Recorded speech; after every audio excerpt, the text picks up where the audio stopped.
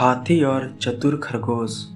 एक हरे भरे वन में नदी किनारे हाथियों का एक समूह रहता था, जिसका मुखिया चतुरदत्त नामक हाथी था। वर्षों से वह समूह उस वन में सुखमय जीवन व्यतीत कर रहा था, किंतु एक समय वन अकाल की चपेट में आ गया। नदी का जल सूख गया, वन की हरियाली चली गई और हाथी भूख प्यास से मरने लगे।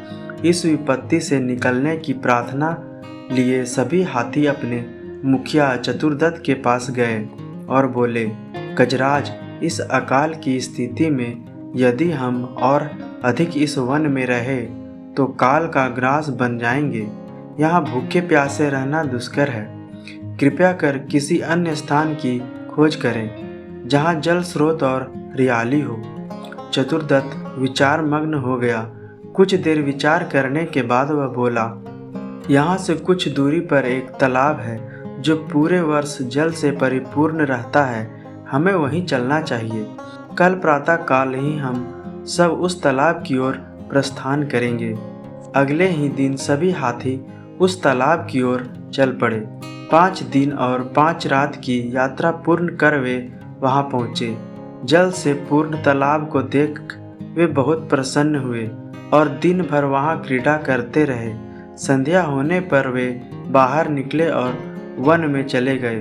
तालाब के किनारे खरगोशों की बस्ती थी, जिसमें उनके असंख्य बिल थे, किंतु हाथी इससे अनभिज्ञ थे।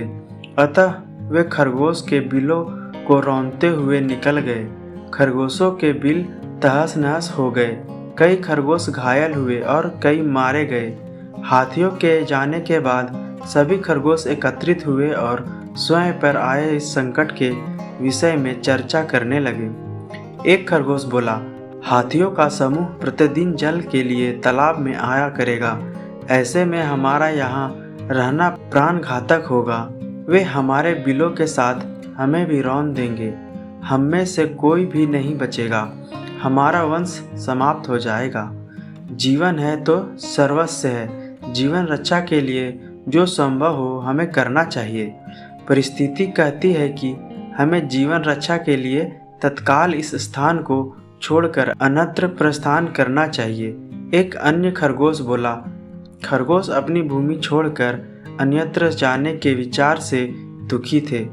उनका दुख देख लंबकर्ण नामक खरगोश आगे आया और बोला, हम वर्षों से इस भूमि पर निवास कर रहे हैं। हम अपनी भूमि क्यों छोड़ें? इस भूमि पर हमारा अधिकार है। हमें हाथियों से बात कर उन्हें यहाँ आने से रोकना चाहिए, किंतु उनसे कौन बात करेगा? कौन उन्हें समझाएगा? सभी खरगोशों ने एक स्वर में पूछा, मैं उनसे बात करूँगा और यहाँ आने से मना करूँगा।